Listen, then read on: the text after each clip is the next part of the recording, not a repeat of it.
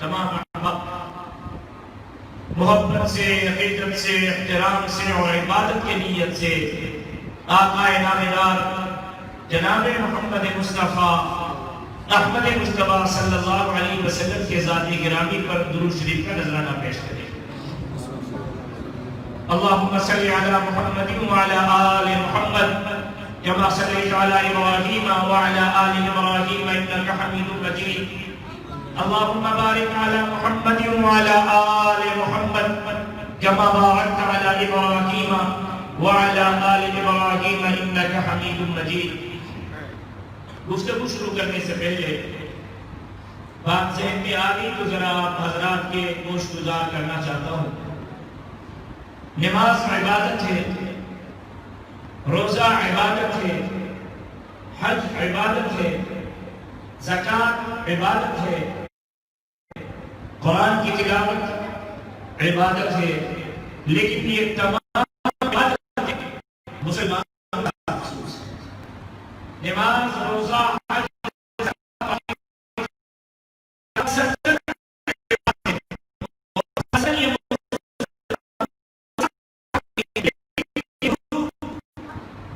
جو عبادت بھی ہے، برکت بھی ہے، رحمت بھی ہے، آقا سے نسبت کا ذریعہ اور تعلق بھی ہے، شفاعت حاصل کرنے کا طریقہ بھی ہے، اور اپنے نبی امام الانبیاء سے محبت کا سلسلہ، عقیدت کا اظہار بھی ہے۔ یہ وہ عبادت ہے جس عبادت کے لیے اللہ نے قرآن مجید میں فرما دیا یا ایھا الذین آمنوا صلوا علیہ وسلموا تسلیما ان اللہ وملائکتہ یصلون علی النبی۔ پھر حکم ہوا کہ درود پڑھو، اے ایمان والو آقا پر درود بھیجو، لیکن اللہ نے اس سے پہلے فرمایا کہ میں اللہ بھی یہ کام کر رہا ہوں، میں بھی آقا پر درود و سلام بھیج رہا ہوں، اپنے محبوب پر درود و سلام بھیج رہا ہوں، کائنات کے سردار پر درود و سلام بھیج رہا ہوں۔ صرف میں اللہ بھی، میرے تمام فرشتے بھی آقا نامدار پر درود و سلام کا نذرانہ بھیجتے ہیں۔ یا ایھا الذین آمنوا صلوا علیہ وسلموا تسلیما۔ یہ واحد عبادت ہے جس عبادت کے لیے اللہ نے پہلے یہ فرمایا کہ یہ عمل میں بھی کر رہا ہوں، یہ عمل میرے فرشتے بھی کر رہے ہیں، اے ایمان والو آپ بھی یہ عمل کرو۔ اس درود پاک کی اتنی بڑی فضیلت ہے کہ نامہ اعمال میں کوئی عمل نہیں۔ اگر کسی نے یہ سمجھا ہے کہ نماز کی وجہ سے، روزے کی وجہ سے، حج سے ہماری خوبی اور جنت جائیں گے تو غلط سمجھا ہے۔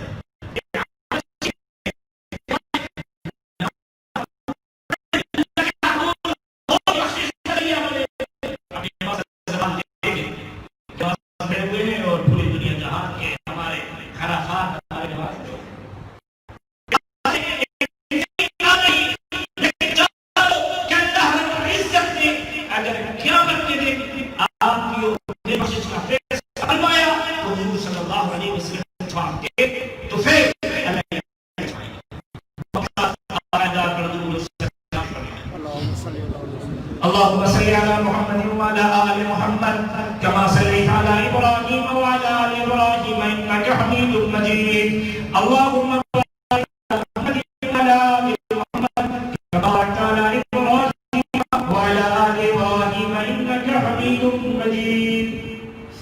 نبی کی عزت و حرمت میں مرنا عین ایمان ہے، نبی کی عزت و حرمت میں مرنا عین ایمان ہے، سرے مقبل بھی ان کا ذکر کرنا عین ایمان ہے۔ ڈراتا ہے مجھے دار رسل سے کیا کرے دادا، نبی کے عشق میں سوری پہ چڑھنا عین ایمان ہے۔ واجب الاحترام، قابل صدر احترام علماء کرام، بالخصوص برادر عزیز، برادر مکرم حضرت مولانا شیخ الحدیث مولانا احسان اللہ ٹکروی صاحب دامت برکاتہ العالیہ، اور آج اس جمعہ کے اجتماع میں موجود میرے ہم سفر ساتھیوں، السلام علیکم ورحمۃ اللہ وبرکاتہ۔ آج اس جامع مسجد اقصی میں آپ حضرات کے روبرو حاضر ہونے کا شرف برادر مکرم مولانا احسان اللہ ٹکروی صاحب کے حکم کے بدولت حاصل کر رہا ہوں۔ یقیناً آپ سورۃ المبارک کے اجتماع میں اللہ رب العزت کو راضی کرنے کی نیت سے جمع ہوئے ہیں. دعا ہے کہ اللہ رب العزت آپ کی اور میری حاضری کو ہمارے لیے بخشش، نجات اور مغفرت کا ذریعہ بنائے. ہم مسلمان ہیں، اس پر اللہ کا جتنا بھی شکر ادا کیا جائے یہ کم ہے. اللہ نے انسان بنایا، یہ اللہ کا عظیم احسان ہے. اللہ اگر جانور بنا دیتا، اپنی مخلوقات میں سے کوئی اور مخلوق بنا دیتا تو اللہ سے تو کوئی پوچھنے والا نہیں تھا.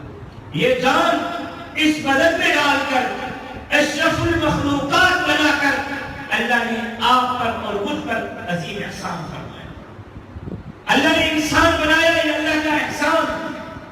اور انسان بنانے کے بعد اللہ رب العزت نے مسلمان بنایا، یہ بھی اللہ کا عظیم احسان. اگر انسان بنانے کے بعد اللہ کسی غیر مسلم پرورش اور پال نہ کرتا تو رب سے کوئی پوچھنے والا نہیں تھا. اللہ نے انسان بنایا، اللہ کا احسان. اللہ نے مسلمان بنایا، اللہ کا احسان. اور مسلمان بنانے کے بعد اللہ نے موحد بنایا، یہ بھی اللہ کا عظیم احسان. کوئی کو پوچھتا ہے، کوئی تعزیہ کو پوچھتا ہے، کوئی پیر کو پوچھتا ہے، کوئی عیسائی کو پوچھتا ہے. مسجد میں ہو، باوضو ہو، ممبر رسول پر ہو، میں نے اپنی ان گنہگار آنکھوں سے لوگوں کو حضرت عثمان برمنگی رحمہ اللہ، جس کو کلندر لال شہباز کہتے ہیں،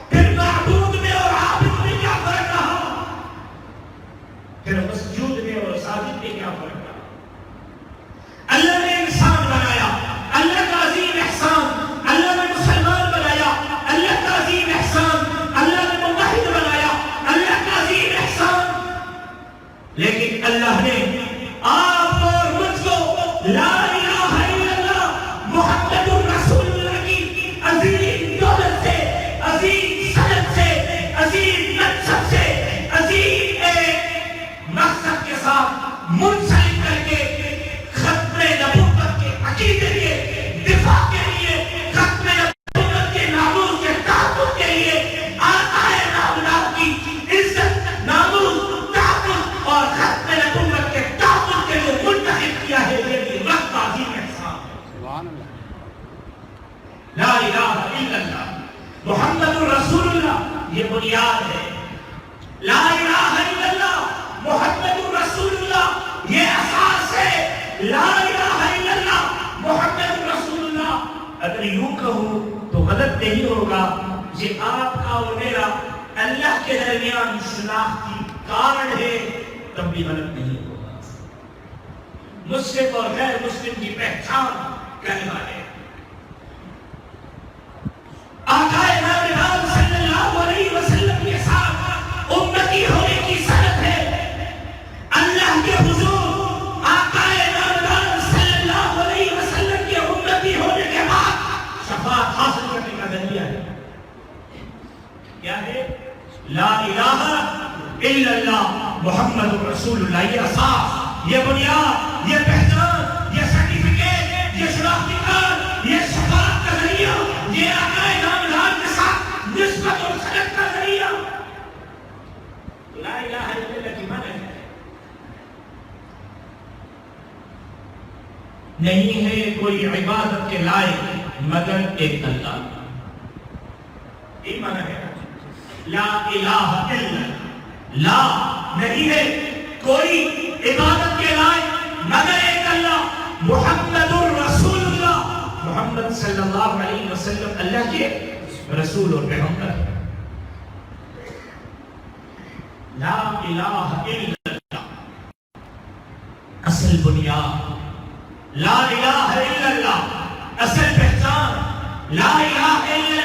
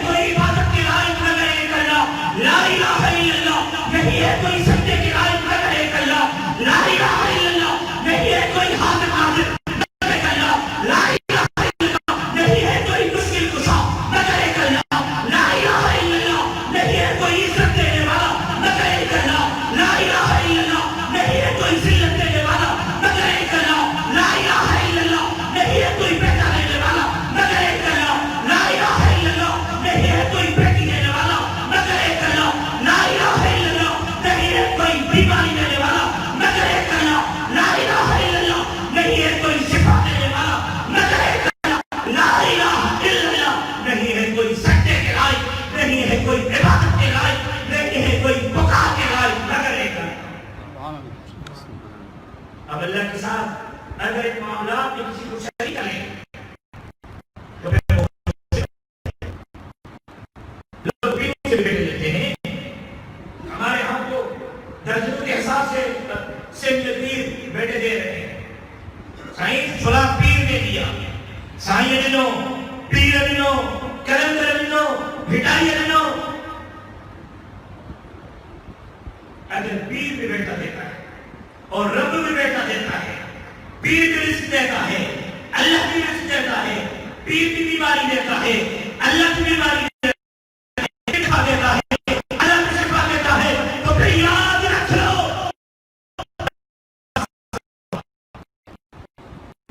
مولانا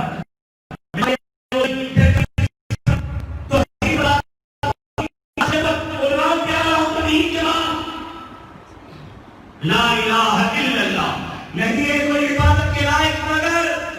آدھی تقریر آپ کو کرنی پڑے گی, شاید مولانا اس وقت کے سامنے آپ کو نہیں سکھایا کون ہے عبادت کے لائق جو اللہ کو سمجھتا ہے. لوگ جیے بھٹو کو نعرہ لگاتے تو نہیں شفاف بھائی, وہ خان صاحب کے نعرے لگاتے ہوئے تبدیلی کے نعرے لگاتے, آپ اللہ کے نام دیتے تو کیوں شفا رہے ہو؟ عبادت کے لائق کون؟ اللہ. اچھا نہیں وہ باہر مجھا دیکھ سوالو بھائی آج کے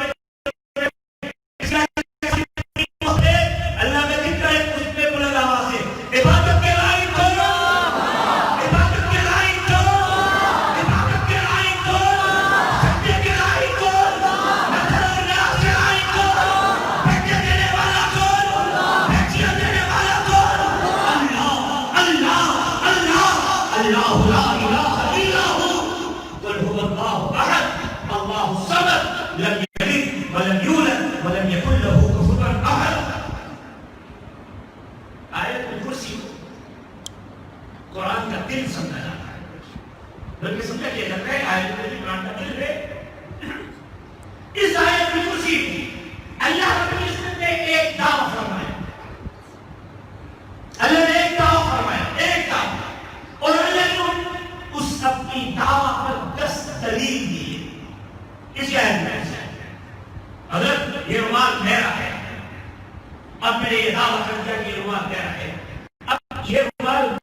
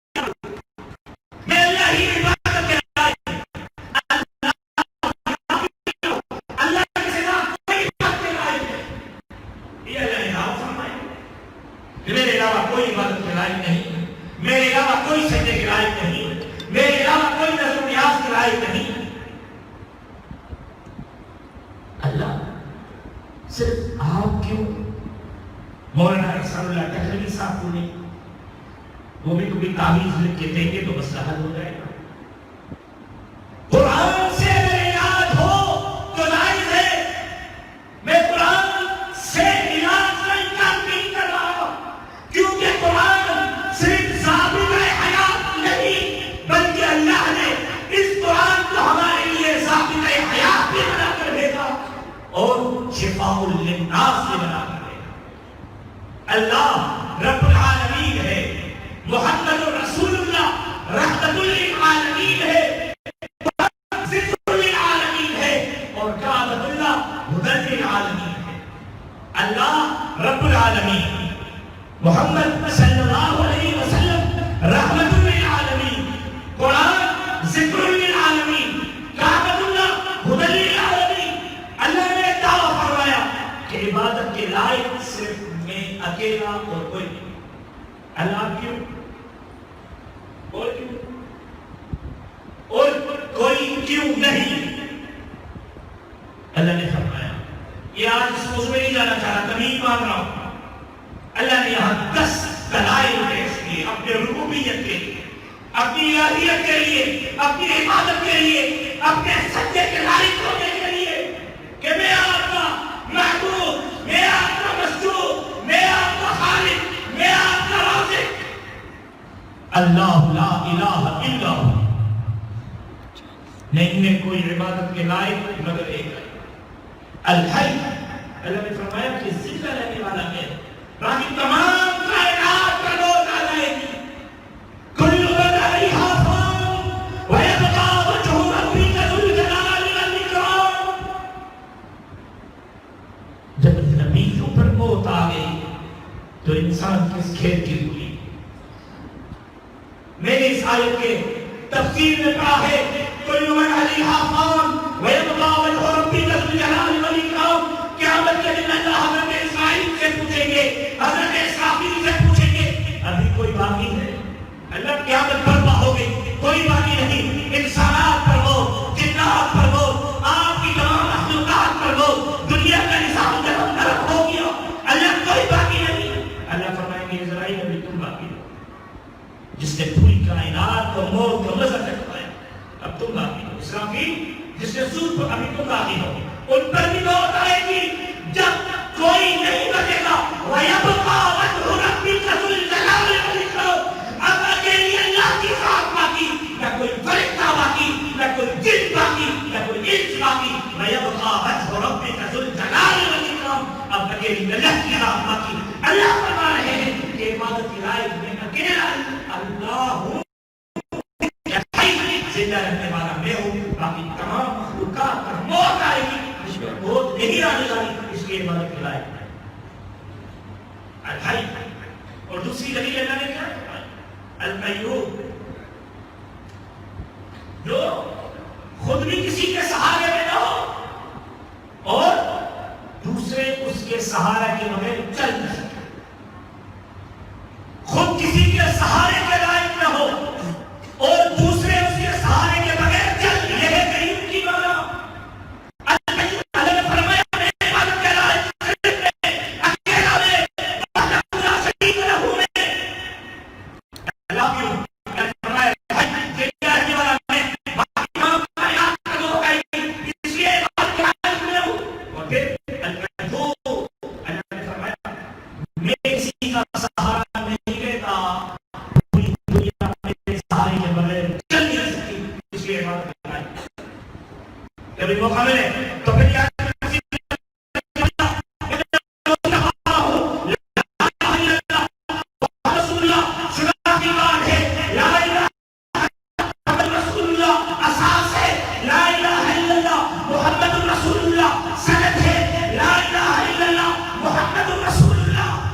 آپ کی اور میری شفاعت اور بخشش کا ذریعہ اور سرٹیفکیٹ۔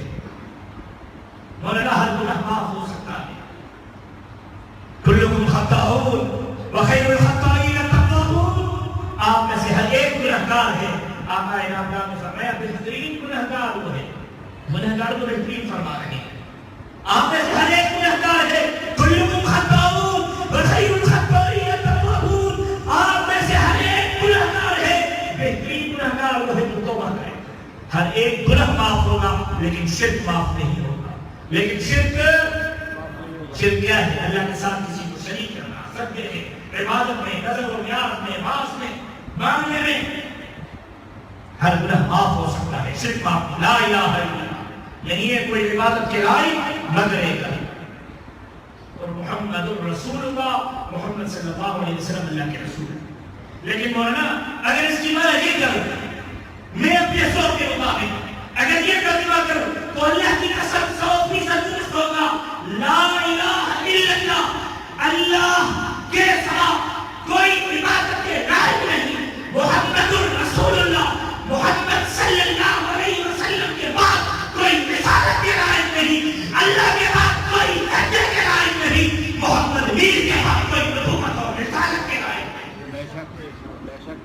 جس طرح اللہ کے ساتھ کسی کو شریک کرنے والا جہنمی ہے، جس طرح اللہ کے ساتھ کسی کو شریک کرنے والا مشرک ہے، جس طرح اللہ کے ساتھ کسی کو شریک کرنے والا حضور کے صفات سے بے دخل ہے، اسی طرح حضور صلی اللہ علیہ وسلم کے ختم نبوت کا منکر بھی جہنمی ہے اور عذاب کے حال مسلمان نہیں ہو سکتا۔ لا الہ الا اللہ، اللہ کے سوا کوئی عبادت کے لائق نہیں، محمد رسول اللہ، حضور صلی اللہ علیہ وسلم کے بعد کوئی نبوت کے لائق نہیں، کوئی رسالت کے لائق نہیں۔ ما كان محمد أبا أحد من رجالكم ولكن رسول الله وخاتم النبيين۔ اللہ رب العزت نے بات اعلان فرمایا،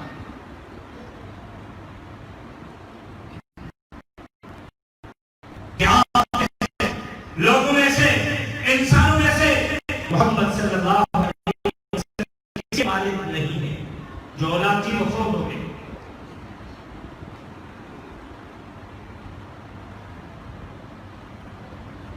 اور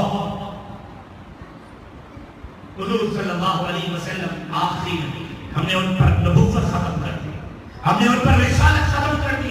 بات ملی ہے تو سن لو، ہر نبی رسول نہیں ہوتا، ہر نبی رسول نہیں ہوتا، لیکن ہر رسول بھی ضرور ہوتا ہے۔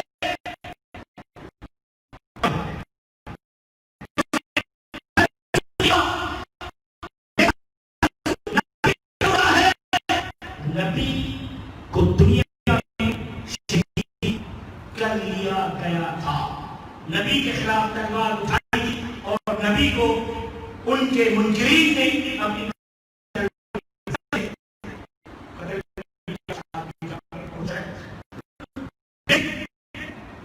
رسول کے خلاف کوئی تلوار نہیں اٹھا سکتا، رسول کو ختم نہیں کر سکتے۔ دوسری بات، نبی کا منکر ضروری نہیں کہ دنیا میں اللہ کی گرفت میں آئے۔ اگر سن لیں، قیامت میں تو ضرور گرفت میں آئے گا، نبی کا منکر قیامت میں تو اللہ کے عذاب میں ہوگا، لیکن ضروری نہیں کہ دنیا میں وہ گرفت میں آئے۔ لیکن رسول کا منکر، رسول کے رسالت کا منکر دنیا میں بھی اللہ کے عذاب کا مزہ چکھے گا اور قیامت کے دن میں ذلیل و رسوا ہوگا۔ دیکھ لیں کتنے رسول تھے جن کے منکرین پر آسمان سے عذاب آئے، زمین سے عذاب آئے، پتھروں کا عذاب آئے، زلزلے آئے، پانی کا عذاب آئے۔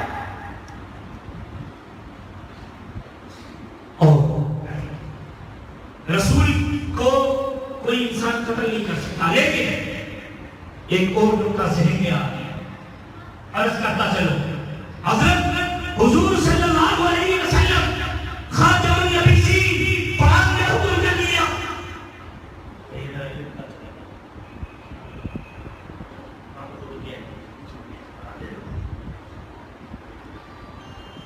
حضور صلی اللہ علیہ وسلم خاتم النبیین، حضور کے بعد کوئی نبی نہیں آنا، حضور کے بعد کوئی رسول نہیں آنا، خاتم النبیین کا اللہ نے سرکار نبوت کی پگڑی، ختم نبوت کی پگڑی، ختم نبوت کی مہر اللہ نے حضور صلی اللہ علیہ وسلم پر سخت فرمائی۔ یہ قرآن کا فیصلہ ہے اور قرآن میں تحریف نہیں ہو سکتی۔ سن لیں، قرآن میں تحریف نہیں ہو سکتی۔ حضور کے ختم نبوت کا منکر کافر ہے، آل رسول کا منکر کافر ہے، اہل بیت رسول کا منکر کافر ہے، اصحاب رسول کا منکر کافر ہے۔ قرآن میں تحریف عقائد کافر ہے۔ اصحابی کا نجوم فبیعتی من قلعیتم اہتدیتم، آقا نامدار نے فرمایا میرے تمام کے تمام صحابہ ہدایت کے ستارے ہیں، کسی ایک کے بھی پیچھے لگ پڑو گے ہدایت والے بن جاؤ۔